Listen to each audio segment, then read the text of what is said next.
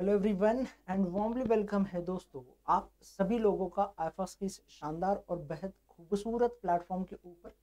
और ये कहानी है आज हमारे साथ जुड़े हुए शुभ की, जो आते हैं डिस्ट्रिक्ट फलोडी राजस्थान से, जहाँ पे खेती बारिश से ज़्यादा हमें डेजर्ट का परिणाम देखने को मिलता है, जहाँ हर जगह पे ही हर जगह धूल ही धूल देखने को मिलती है। ऐसे शहर से आते सपना है कि कुछ बड़ा करने का है, आगे जाके घर वालों का नाम रोशन करने का है। बस इसी वजह से शुभ ने जो है अपना पहला चीज या पहला अटेम्प्ट दिया था नीट का, जो कि हर बच्चे का सपना होता है कि फ्यूचर में जाके डॉक्टर बने और अच्छा डॉक्टर बने, ताकि अच्छे पैसे भी कमा सके, अच्छे पोजीशंस को भी होल्ड कर सके। बट वो होता है ना, वो सपना हर किसी का पूरा नहीं होता है। वैसे ही शुभ के बारे में कुछ रहा, उनको फेलर आया, बट इस फेलर से उन्होंने हार नहीं मानी और वो फेलर उन्होंने फाइनली कन्वर्ट किया है गैडबी के थ्रू। बट उसके लिए उन्होंने राजस्थान से शिफ्ट होकर बैंगलोर में जाके जैन यूनिवर्सिटी में पढ़ाई की। फिर ग्रेजुएशन कंप्लीट करने के बाद उन्होंने एक साल जो है आईआईटी जोधपुर में एक प्रोफेसर के अंदर रिसर्च इंटर्न का काम किया। फिर रिसर्च इंटर्न से उन्हें कुछ बहुत सीखने को मिला। फिर बात हुई गेट की एग्जाम की। जब गेट का एग्जाम देके बंदा बाहर आया तो उसको दिल में ये था कि मैं मेरा 100% नहीं दिया है और मैं आगे ग्याडबी के लिए मेरा 100% दूंगा।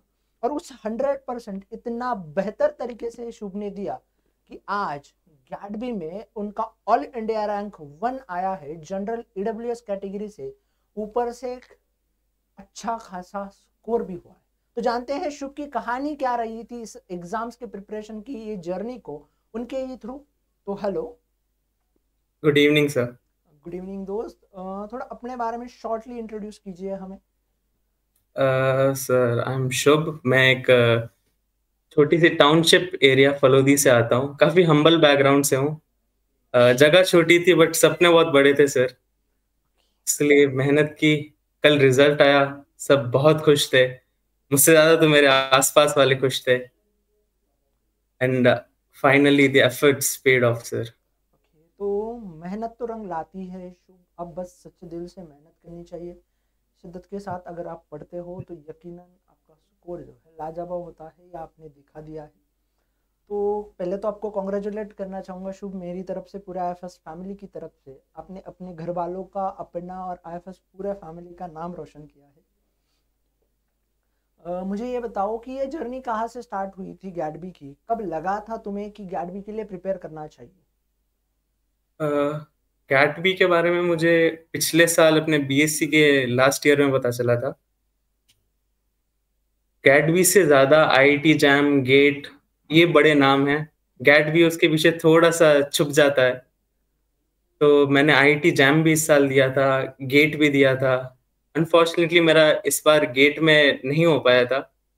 बट गेट पे नहीं हो पाया था और उसके बाद मैंने हिम्मत नहीं आ रही, और गैट भी में मैंने सोचा कि 50 दिन है यार, जो है बस लगा दे। बस एक ही एम के साथ कि जब तू एग्जाम दे के बाहर आएगा तो दिल में बस ये नहीं लगना चाहिए कि यार जब सोचा उसके बाद अपना 100% नहीं दिया। वो दिया and I am very lucky sir, मेरे को रिजल्ट्स मिले सर।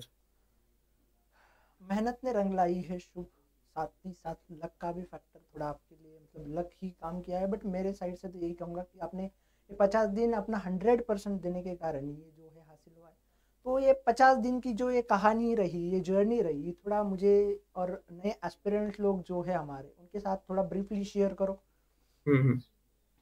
सो बेसिकली मैंने एग्जाम, सबसे पहले मैंने एनालाइज करने की कोशिश की कि पहले साल के क्या ट्रेंड्स रह रहे हैं, पिछले साल में कौन से क्वेश्चंस ज्यादा आ रहे हैं। तो मैंने एक ट्रेंड देखा कि ड्रग्स जो टॉपिक है उससे काफी क्वेश्चंस आ रहे हैं। वाइटामिन्स, बायोकेमिस्ट्री का भी पोर्शन थोड़ा बढ़ता जा रहा है, और टूल्स एंड टेक्निक्स के भी काफी क्वेश्चंस आ रहे हैं। तो मेरा ये था कि सिलेबस थोड़ा बड़ा है, तो जितना हो सके मैं उसको कंसाइज करते जाऊं, और एक जितने भी बड़े टॉपिक्स हैं उनको बस एक पेज के ऊपर लिख लूं। तो मैं एग्जाम के 2 दिन पहले 3 बार रिवाइज कर सकता हूँ सिर्फ उन पेजेस को लिख के। वो पेजेस दिखाना चाहूंगा सर। ये जैसे मैंने पेजेस बना रखे हैं, अच्छा अच्छा। इसमें सारे के सारे वायरसेस लिखे हैं, इसके अंदर सारे विटामिन्स के बारे में लिखे हैं। तो ये 10-15 पेज से मैं ऑलमोस्ट पूरा का पूरा रिवीजन कर पा रहा था एक एक दो दो दिन के अंदर। तो मुझे लग रहा है कि एंडिंग में ये मुझे काफी हेल्प किया। प्लस एक ट्रेंड था कि प्रीवियस ईयर क्वेश्चंस काफी आ रहे थे, तो मैंने जब क्वेश्चंस देखे तो मैंने देखा प्रीवियस ईयर क्वेश्चंस पे थोड़ा मैं ज्यादा फोकस करूंगा और ये ट्राई करूंगा कि अगर प्रीवियस ईयर का कोई क्वेश्चन आए तो वो नहीं छूटना चाहिए। ये मेरी स्ट्रैटेजी थी सर। तो बहुत अच्छी बात है। ये चीज़ जो आपने चार्ट वाली फॉर्म वाली बताई, तो मतलब एक दिन मुझे बच्चों ने यूट्यूब के लाइव सेशन में पूछा था कि सर शॉर्ट नोट्स बनवाने हैं तो कैसे बनाऊं। तो आपने तो खुद से बनवाए हैं, मैंने इनफैक्ट बच्चों को पूरा शॉर्ट नोट्स का चार्ट प्रोवाइड किया था उस टाइम। बट मुझे पर्सनली लगता है और मुझे पता भी है कि ये जो चार्ट वाली टेक्निक है वो बहुत तगड़े लेवल के ऊपर काम करती है गैडबी में, क्योंकि गैडबी के सारे मोस्ट ऑफ 90% सवाल फैक्चुअल होते हैं और उनमें एक अगर आपको नाम पता है तो आप आंसर कर ला पाते हो।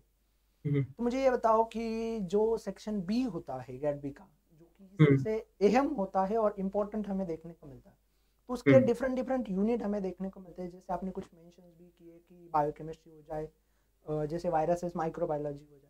तो बायोकेमिस्ट्री के लिए कैसे पढ़ा आपने, सेल बायोलॉजी के लिए कैसे पढ़ा, अपने जैसे डिफरेंट डिफरेंट यूनिट्स के नाम दिए, तो फिर मुझे बताओ कि उन यूनिट्स को पढ़ने की स्ट्रैटेजी क्या थी तुम्हारी। तो बेसिकली मैंने जब एनालाइज किया तो मैंने देखा कि कुछ कुछ यूनिट्स हैं जिससे काफी ज्यादा सवाल आ रहे हैं।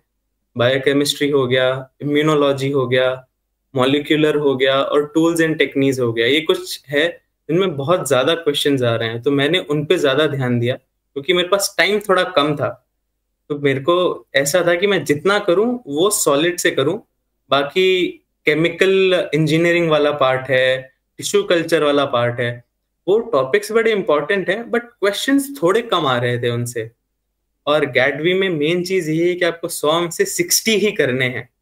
तो आप कुछ टॉपिक्स छोड़ सकते हो, रिकमेंडेड नहीं है, मेरे पास तो टाइम कम था।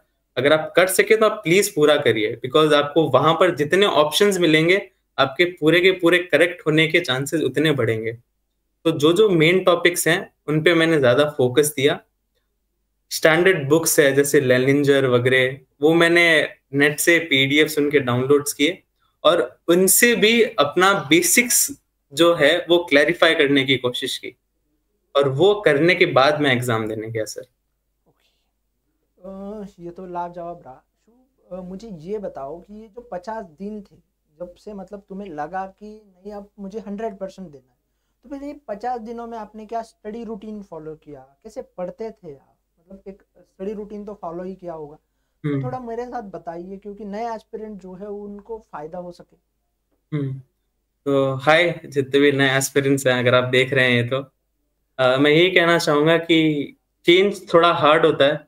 चेंज का ग्राफ ऐसे नहीं होता है ऐसे कि लीनियरली बढ़ता जाएगा, नहीं, कभी थोड़ा ऊपर जा रहा है कभी नीचे जाएगा। बस ट्राई ये करो कि एवरेज हमेशा ऊपर रहे। तो गेट में मेरा नहीं हो पाया था क्योंकि मेरा स्टडी रूटीन अच्छा नहीं था, मैं सिटिंग पावर मेरा इतना नहीं था। तो जब मैंने अपनी ये 50 दिन की जर्नी स्टार्ट की तो मेरा यही एम था कि मैं बस पूरे दिन बस बैठ जाऊं, अगर पढ़ू नहीं तो भी चलेगा, बस बैठ जाऊं, जितना हो सके उतना करूं। तो पहले दिन प्रॉपर स्टडी सिर्फ 2-3 घंटे कर पाया मैं। अगले दिन थोड़ा और बढ़ा, करते करते एंडिंग में जाते जाते मेरा सिटिंग ऑलमोस्ट लास्ट हफ्ते में 12 से 13 घंटे का हो रहा था। और थ्रू आउट दिस मेरा एक ही मोटो था कि मैं प्रीवियस ईयर सारे सॉल्व करूं। आईएफएस की टेस्ट सीरीज दी हुई है जो बहुत प्यारी है, बहुत अच्छे क्वेश्चंस हैं उसमें, वो पूरी की पूरी सीरीज मिलाऊं। और जितने भी मेरे को उससे रिलेटेड क्वेश्चंस मिल सकते हैं, चाहे वो गेट के क्वेश्चंस हो, आईआईटी जैम के क्वेश्चंस हो, वो सारे क्वेश्चंस में मिलाते जाऊं। बिकॉज आप जितना भी पढ़ लो, कॉन्सेप्ट क्लियर आपका क्वेश्चन सॉल्विंग के बाद ही आता है। बहुत बार आपके कॉन्सेप्ट में गलती हो जाती है तो क्वेश्चंस भी गलत हो जाते हैं, बट क्वेश्चंस के जब आंसर्स आप देखते हो तो उससे कॉन्सेप्ट मेरे हिसाब से बड़ा स्ट्रांग बिल्ट होता है। तो आपको क्वेश्चन सॉल्विंग में सबसे ज्यादा ध्यान देना चाहिए। वो अगर ध्यान दोगे तो कॉन्सेप्ट धीरे धीरे हमेशा बिल्ड होता जाएगा। और कंसिस्टेंट रहने की कोशिश करना। तो बहुत ही बेहतरीन बताया आपने। मुझे ये बताओ कि आपने टेस्ट सीरीज मॉक टेस्ट जरूर दिए होंगे, क्वेश्चन प्रैक्टिस की होगी, तो एक आइडियल वे क्या हो सकता है उन चीज़ों को करने का जो आपने फॉलो किया था? मॉक टेस्ट में अराउंड 7 से 8 मॉक टेस्ट थे जो मेजर थे, और प्रीवियस ईयर भी थे। और जैसे मैंने बताया, मैंने एक ट्रेंड देखा था कि प्रीवियस ईयर के काफी क्वेश्चंस आ रहे हैं। तो इन 50 दिन में स्टार्टिंग में मेरा ये था कि हर हफ्ते में मैं एक टेस्ट दूंगा, और टेस्ट का टाइमिंग वही होगा जो एक्चुअल टाइमिंग है एग्जाम का, ताकि मैं उस टाइम में मेरा ब्रेन स्टिम्युलेट हो सके। उस टाइम की दोपहर में मुझे काफी नींद आया करती थी, तो मुझे ऐसे था कि उस टाइम में मैं अपना 3 घंटे में अपने बॉडी को यूज टू बना लूं कि उस टाइम में मुझे पेपर देना है। धीरे धीरे आते आते जब एग्जाम के लास्ट के 10 दिन बचे थे, तो मैं हर दिन एग्जाम दे रहा था उसी टाइम स्लॉट में। एक दिन मॉक टेस्ट, उसके अगले दिन पीवाईक्यू का टेस्ट। एक दिन मॉक टेस्ट, अगले दिन का पीवाईक्यू का टेस्ट। और एग्जाम से एक दिन पहले मैं बस थोड़ा सा रिवाइज किया और कोशिश किया कि मैं अपने आप को जितना काम बना सकूं उतना बनाऊं, ताकि एग्जाम के दिन मेरा माइंड काफी काम रहे। अब मैं शुभ आपसे एक सवाल पूछना चाहूँगा, जैसे आपने चार्ट फॉर्म किया तो आपने हम्म। कौन कौन से सब्जेक्ट्स के लिए या कौन से यूनिट के लिए वो चार्ट फॉर्म किए थे, या स्पेसिफिक कोई टॉपिक के लिए फॉर्म किए थे? सो मैं देख के बताता हूँ सर। मैंने वायरसेस, यहाँ पर मैंने वायरसेस लिखे हैं। हम्म, वायरसेस के लिए मैंने सारे बनाए हैं। अ, मैंने वाइटामिन्स के लिए सारे बनाए हैं क्योंकि काफी क्वेश्चंस थे। मैंने एंटीबायोटिक्स के, क्योंकि इस बार 3 से 4 क्वेश्चंस आए थे उसके, मैंने जितने भी एंटीबायोटिक्स थे, क्योंकि वो हर जगह कुछ कुछ आते हैं, तो मैंने सारे कंपाइल करके एक जगह पे लिख दिए। मैंने वैक्सीन्स के बारे में लिखा है। वैक्सीन्स का ऐसा था कि मेरे को पता नहीं चल रहा था कि वैक्सीन्स का प्रॉपर प्रॉपर कहाँ से डेटा निकालूं। तो मैंने इंडियन गवर्नमेंट की वेबसाइट पे मैं गया, जो इंडियन गवर्नमेंट कौन कौन सी वैक्सीन्स प्रोवाइड करती है बच्चों के लिए, मैंने वहां से ली, और मेरे को एकदम पिन पॉइंट चीजें मिल गई वहां से। और बैक्टीरिया जो यूज हो रहे हैं इंडस्ट्रीज में, उसके बारे में लिखा है। बायो इन्फॉर्मेटिक्स का पूरा बना लिया था मैंने। अमीनो एसिड्स का बना लिया था। डीएनए रिपेयर और ट्रांसक्रिप्शन, ट्रांसलेशन, इन सब चीजों का बना लिया था सर। बहुत ही लाजवाब। मतलब आपने उन टॉपिक्स के शॉर्ट नोट्स बनाए थे जिनके ऊपर श्योर शॉर्ट सवाल आते हैं, तो सर, और ऊपर से मतलब एक से ज्यादा मल्टीपल सवाल आते हैं, जैसे कि यस। सेंट्रल डॉगमा के ऊपर आपको 4-5 सवाल देखने को मिलेंगे, आपको एंटीबायोटिक के ऊपर सवाल देखने को मिलेंगे, आपको वैक्सीन के ऊपर सवाल देखने को मिलता है। तो ये जो शॉर्ट नोट्स है, ये जो चार्ट है, मतलब एक तो इसको बनाने का तरीका थोड़ा बताइए, क्योंकि आपका तो एग्जाम क्लियर हो गया। अब जो नए एस्पिरेंट्स है उनको इनसे बहुत कुछ फायदा होगा। और दूसरी चीज ये है कि ये कैसे बनाया जाता है, ये कितना फायदा करता है, वो भी थोड़ा बताओ। फायदे के बारे में बताऊंगा तो एज आई सेड, एक छोटी सी पेज पे आपको सारा कंटेंट मिल जाता है, तो आपको 10 पेज आगे पीछे करने की जरूरत नहीं है, और एग्जाम के पहले टाइम की बहुत वैल्यू हो जाती है। मेरे को ऐसा लगता है अगर 6 महीने का एग्जाम है, तो 6 के शुरुआत के जो 5 महीने होते हैं वो हम प्रिपेयर ही कर रहे होते हैं कि लास्ट का 1 महीना अपन कैसे निकालेंगे। उसके लिए ही हम तैयारी कर रहे होते हैं, उसके लिए नोट्स बना रहे होते हैं, ताकि क्विकली क्विकली अपन चीजें कर सकें। तो छोटे नोट्स बनाने का बेस्ट तरीका और बेस्ट चीज यही है कि आप बहुत ही कम टाइम में मल्टीपल रिवीजन कर पाओगे। अब मेरा क्या तरीका था चार्ट्स बनाने का या ये बनाने का, वो ये तरीका था कि सबसे पहले जितनी भी जैसे एंटीबायोटिक रिलेटेड जितनी भी चीज आ रही है, वो मैं रफली सारी की सारी लिख दूंगा।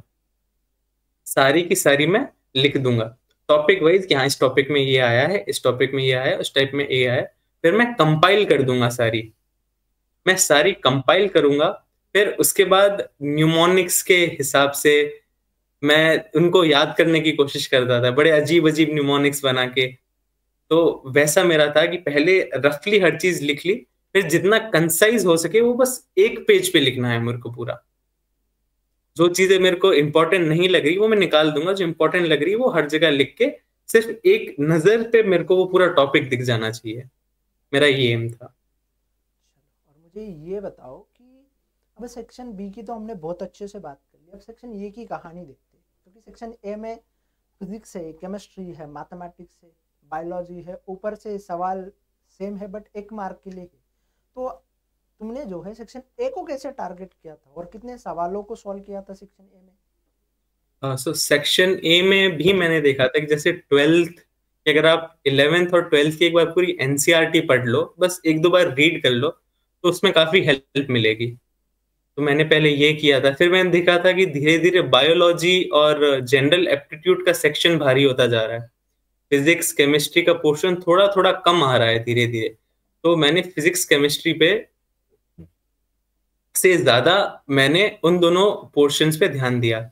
अब बायोलॉजी का जैसे मैंने बोला, आप जब सेक्शन बी प्रिपेयर कर रहे हो तो मोस्टली सेक्शन ए का वो पार्ट आपका प्रिपेयर हो ही जाता है, फिर एडिशनल आप एनसीईआरटी पढ़ सकते हो।